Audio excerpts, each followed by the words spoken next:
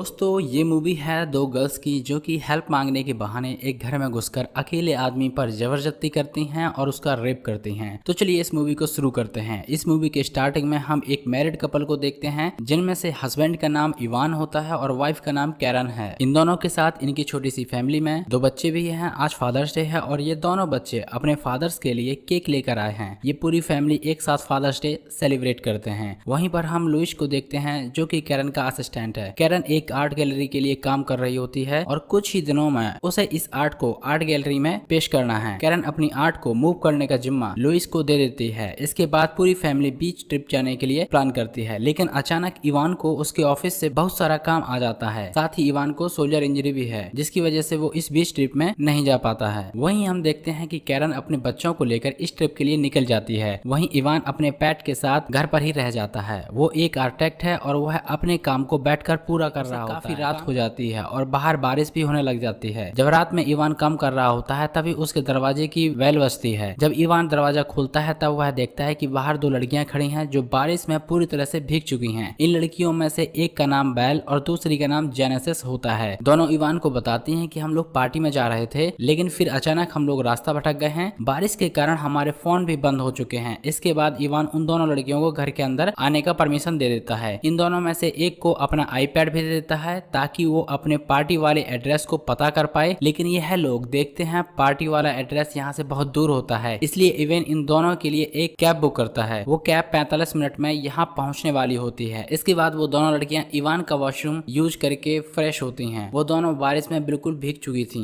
Ivan इन दोनों के लिए कॉफी बनाता है। ये दोनों फ्रेश होकर इवान के पास बैठी हैं और ये तीनों आपस में बातें करते हैं। धीरे धीरे ये दोनों इवान के पास आने लगते हैं। वो दोनों पहले इवान को सेड्यूस करने की कोशिश करते हैं, लेकिन इवान को ये सब अच्छा नहीं लगता और इसलिए वो वहां से उठकर दूर बैठ जाता है। इसके बाद अपना फोन देखता है। वो देखता है अभी भी कैब को यहाँ आने में 20 मिनट लगेंगे। इसके बाद इवान उन दोनों से बात करता है। वो दोनों लड़कियां इवान को बताती हैं कि वो दोनों एयर होस्टेजेस हैं और उन दोनों को ट्रेवल करना बहुत पसंद है। दोनों इवान से उसके वाइफ के बारे में पूछती हैं। इवान उन दोनों को कैरन का बनाया हुआ आर्ट भी दिखाता है। बातों ही बातों में वो दोनों इवान के बहुत करीब आ जाती हैं, लेकिन इवान बार बार उन दोनों को इग्नोर करने की कोशिश करता है। वो बार बार अपना मोबाइल चेक करता रहता है। वो देखता है अभी भी कैब को यहाँ आने में 5 मिनट लगेंगे। वहीं पर हम देखते हैं कैब के आने से पहले ये दोनों लड़कियां वॉशरूम में चली जाती हैं। उसी वक्त कैब भी वहां पर आ जाती है। इवान उन दोनों के कपड़े और सामान लेकर वॉशरूम के पास आता है। वो उन लोगों से कहता है बाहर कैब आ चुकी है, तुम दोनों जल्दी करो और वॉशरूम से बाहर आ जाओ, लेकिन वो दोनों अंदर से कोई भी रिस्पॉन्स नहीं देती हैं। इसके बाद इवान अंदर जाता है। जब वो अंदर जाकर देखता है तो ये दोनों लड़कियां न्यूड होकर नहा रही होती हैं। उसी वक्त यह दोनों लड़कियां इवान को पकड़ लेती हैं और उसे सेड्यूस करने को इग्नोर करने की पूरी कोशिश करता है, लेकिन कुछ समय बाद वो हार मान जाता है और वो भी इस मोमेंट को एंजॉय करने लगता है। इसके बाद ये तीनों एक साथ इंटीमेट होते हैं। वहीं दूसरी ओर हम देखते हैं कि इनके घर के बाहर कैब इन लोगों का बहुत देर से वेट कर रहा होता है, लेकिन कुछ समय बाद कैब भी वहां से चला जाता है। अगली सुबह जब इवान सोकर उठता है तब वो देखता है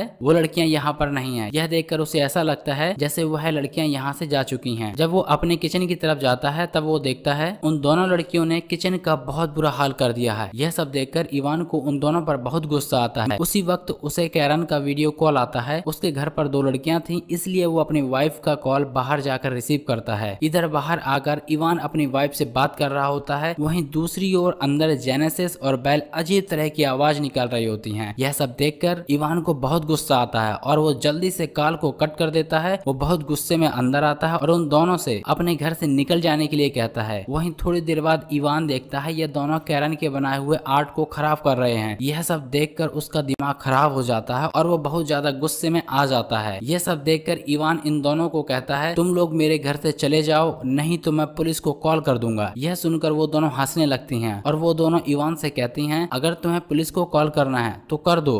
और वो इवान से कहती हैं हम दोनों लड़कियां अंडर एज हैं और तुम अंडर एज लड़कियों के साथ इंटीमेट हुए हो और ये जुर्म है। इस जुर्म में पुलिस तुम्हें अरेस्ट कर लेगी। यह सुनकर इवान को बहुत बड़ा झटका लगता है। तब उसे अचानक यह एहसास होता है कि उसने बहुत बड़ी गलती कर दी है। वही हम देखते हैं इवान का डोरबेल बजता है और उसके दरवाजे पर कोई आया है। जब इवान दरवाजा खोलता है तब वह देखता है वहाँ कैरन की दोस्त आई है। वो यहाँ इवान से मिलने आई थी और वह यह देखने आई थी कि कहीं इवान को हेल्प तो नहीं चाहिए। कैरन की दोस्त को यहाँ अचानक देखकर वह काफी ज्यादा डर जाता है, क्योंकि अगर कैरन की दोस्त ने उन दोनों लड़कियों को यहाँ पर देख लिया तो वो कैरन को सब बता देंगी। उसी वक्त हम देखते हैं जेनेसिस इन लोगों के बीच में आ जाती है और वो अचानक बाहर आकर इवान के साथ चिपकने लगती है। कैरन की दोस्त जब ये देखती है तब वो साथ अफेयर चल रहा है। इसके बाद वो बहुत गुस्से में आ जाती है और वहाँ से चली जाती है। वहीं हम देखते हैं इवान उन दोनों से बहुत ज्यादा परेशान हो चुका था। इवान गुस्से में आता है और वो पुलिस को कॉल करने लगता है। उन दोनों लड़कियों को ऐसा लगता है जैसे इवान सच में इस बार पुलिस को कॉल कर देगा, तो वहाँ से जाने को तैयार हो जाती हैं। इवान खुद उन्हें अपनी कार में छोड़ने जाता है। वो उन्हें एक जगह ड्रॉप कर अपने घर वापस आ जाता है। वापस आकर वो पूरे घर को अच्छी तरह साफ करता है और फिर अपने काम में लग जाता है और रात हो जाती है। रात को इवान को अपने घर में कुछ टूटने की आवाज आती है। वो चेक करने जाता है। ये उसकी फैमिली फोटो थी और जेनेसिस पीछे से उसके सिर पर मार उसे बेहोश कर देती है। जब इवान को होश आता है तो वो बेड पे बंधा हुआ होता है और जेनेसिस उसकी वाइफ का मेकअप कर रही थी और बेल उसकी डॉटर की ड्रेस पहनकर आई थी और फिर वो इवान को फोर्स करने लगती है। इवान उसे मना करता है और उसे खोलने को कहता है। तभी उसके फोन पर कैरन का वीडियो कॉल आने लगता है और इवान कॉल पिक करने से मना करता है और बदले में वो कुछ भी करेगा। इसके बाद बेल इवान का रेप करती है और जेनेसिस ये सब रिकॉर्ड कर रही थी। कुछ देर बाद जब जेनेसिस वहाँ नहीं होती है तो इवान अपने हाथ खोलने में कामयाब हो जाता है और बेल को धक्का देकर जेनेसिस को मारने जाता है, लेकिन वो उसके इंजर्ड शोल्डर पर अटैक कर देती है और उसे नॉकआउट कर देती है। इस बार वो चेयर से बंधा हुआ था और वो दोनों ही उसके साथ एक गेम खेलने लगती हैं। अगर वो उनके क्वेश्चन का गलत जवाब देता है तो वो उसके कान में काफी तेज म्यूजिक बजाकर उसको टॉर्चर करती हैं। तभी यहाँ पर लुइस आता है जो कैरन की मूर्ति लेने आया था। वो दोनों इवान को ढककर छुपा देती हैं और जेनेसिस लुइस को अंदर आने देती है। वो खुद को इवान की नीच बताती है और वेल को अपनी फ्रेंड। लुइस नोटिस करता है कि घर की हालत काफी बुरी है और मूर्ति भी काफी खराब हो गई है। जेनेसिस इसका इल्जाम इवान पर ही डालने की कोशिश करती है, लेकिन लुइस समझ चुका था कि यहाँ कुछ तो गड़बड़ है। तभी लुइस को इवान की आवाज आती है और वो इवान को ढूंढ लेता है। वो दोनों कैरन की मूर्ति तोड़ने लगती हैं और लुइस इवान को छोड़ उन्हें रोकने जाता है। अटैक आ जाता है और उसका इनहेलर भी वेल ने चुरा लिया था और लुइस का सर टकरा जाता है और उसकी मौके पर ही मौत हो जाती है। इवान को लुइस के लिए काफी बुरा लगता है, लेकिन उन दोनों को इससे कोई फर्क नहीं पड़ता। वो लुइस की बॉडी को लपेट कर उसकी मूर्ति बना देते हैं। फिर वो इवान और लुइस के फोन से एक दूसरे को मैसेज करते हैं, जिससे ऐसा लगे कि इवान का लुइस की बीवी के साथ अफेयर था और दोनों में लड़ाई हुई और इवान ने लुइस को मार डाला। इवान उनसे भीख मांगता है और कहता है कि वो उसे छोड़ दे। वो अपनी फैमिली से बहुत प्यार करता है, जिस पर ये दोनों कहते हैं कि ऐसा होता तो तुम अपनी वाइफ को चीट नहीं करते। इवान कहता है कि मेरी कोई गलती नहीं है, तुम लोगों ने मुझे फोर्स किया था और मैं एक अच्छा इंसान हूँ। लेकिन इसका उन दोनों पर कोई असर नहीं होता और वो उसके लिए ग्रेव खोदने लगती हैं। इधर इवान एक आईपैड का यूज कर अपनी वाइफ को कॉल करने की कोशिश करता है, लेकिन जेनेसिस ये देख लेती है और आईपैड तोड़ देती है। यहाँ यह रिवील होता है ये दोनों इवान पर काफी समय से नजर रखे हुए थे। ये दोनों ही साइको हैं जो पहले भी कई सारे घर बर्बाद कर चुकी हैं। इसके बाद वो इवान के घर में तोड़फोड़ करने लगती हैं, जिससे उन्हें इवान की गन भी मिल जाती है। अब जेनेसिस इवान की रस्सी खोल उसे घर में कहीं छुपने को कहती है। अगर वो सनराइज से पहले इन्हें नहीं मिला तो वो दोनों वहाँ से चली जाएंगी, लेकिन अगर वो पकड़ा गया तो वो उसे मार देंगे। अब इवान तेजी से कहीं छुप जाता है और काफी देर तक उन्हें नहीं मिलता, लेकिन वो घर से बाहर भागने की कोशिश करता है और इवान पकड़ा जाता है। इसके बाद सुबह हो जाती है और वो दोनों उसे बांधकर उस गड्ढे में डाल देते हैं और उस पर मिट्टी डाल उसे गाड़ देते हैं। सिर्फ उसका सिर ही बाहर रह जाता है। इवान उनसे रिक्वेस्ट करता है कि वो उसे ना मारे, जिस पर वो कहती हैं वो उसे कभी मारने ही वाली नहीं थी। वो ऐसे लोगों के घर जाती हैं जो अपनी फैमिली से चीट कर सके और सभी इनके जाल में फंस जाते हैं और फिर ये उन लोगों को पनिश करती हैं। और अब इवान को सबक सिखाने के लिए वो उसके फेसबुक अकाउंट पर उसका MMS अपलोड कर वहाँ से चली जाती हैं। इवान अपनी आंखों के सामने अपनी लाइफ बर्बाद होते देखता रहता है। गड़ा हुआ होने के कारण वो उस पोस्ट को डिलीट भी नहीं कर पाता। इधर इवान की फैमिली वापस घर आ जाती है, जो देखती है कि घर की हालत काफी बुरी थी और उन्हें लगता है कि ये फिल्म यहीं पर खत्म हो जाती है। तो दोस्तों, आपको इन दो साइको गर्ल्स की स्टोरी सुनने के बाद आपको कैसा लगा मुझे कमेंट बॉक्स में जरूर बताएं। वीडियो को लाइक और चैनल को सब्सक्राइब कर दीजिएगा। गाइस प्लीज ऐसा ही एंटरटेनमेंट वीडियो के लिए चैनल को सब्सक्राइब कर दीजिएगा।